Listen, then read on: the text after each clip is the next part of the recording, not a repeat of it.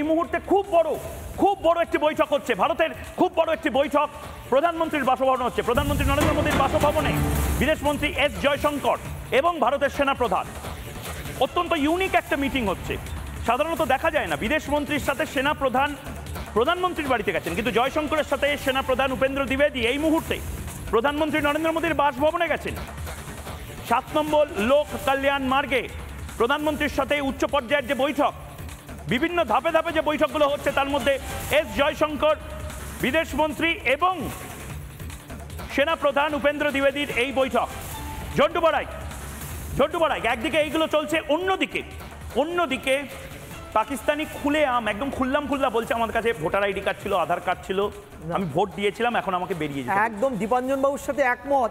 বিগত কত বছর ধরে চ্যানেলে এই কথাগুলো বলে গেছি যে বর্ডার সিকিউরিটি করলে হবে না, আভ্যন্তরীণ। মানে আমি আজকে দেখছি ময়ূক, পাকিস্তান বাংলাদেশে একটা করে ভারত নেই ঠিকই, কিন্তু ভারতে কিন্তু সর্বত্র পাকিস্তান এবং বাংলাদেশ ছড়িয়ে আছে।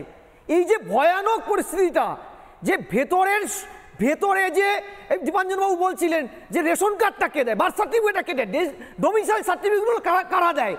আপনারা যে স্টেট গভর্নমেন্ট সেন্ট্রাল টাকা আটকে দেয় বলে বলেন যে কোফেডারাল স্ট্রাকচার, তারা কেন বলুন তো এই সমস্ত কিছু ইস্যু করে ছোট পকেটে আপনাদের নেতাদের ভোটের স্বার্থে বাংলাদেশ পাকিস্তানের লোককে এখানকার জনপ্রতিনিধি করে দিয়ে বসিয়ে রেখে, আর ধরা পড়লেই বলেন কেন্দ্র দায়ী। আপনাদের কি কোনো কোফেডারাল স্ট্রাকচারে দায় নেই? কোফেডারাল মতো ভয়ের 30 সেকেন্ড দীপাঞ্জন চক্রবর্তী 30 সেকেন্ড। আমি যদি ইউনিয়ন হোম সেক্রেটারি বা হোম মিনিস্টার হতাম, 48 ঘন্টার মধ্যে আমি ওই লোকটাকে বার করে আনতাম যে 2008-এ ওসামাকে ডোমিসাইল সার্টিফিকেট দিয়েছে, যার বার্থ সার্টিফিকেট দিয়েছে। নানা ধরনের কন্টেন্ট দেখার জন্য লাইক করুন, শেয়ার করুন আমাদের ফেসবুক পেজ, সাবস্ক্রাইব করুন আমাদের ইউটিউব চ্যানেল। পাশাপাশি অন্যান্য ব্রেকিং নিউজের জন্য অবশ্যই চোখ রাখুন রিপাবলিক বাংলায়।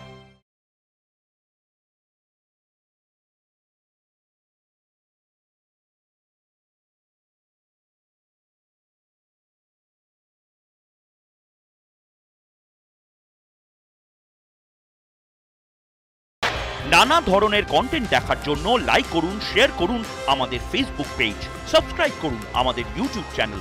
পাশাপাশি অন্যান্য ব্রেকিং নিউজের জন্য অবশ্যই চোখ রাখুন রিপাবলিক বাংলায়।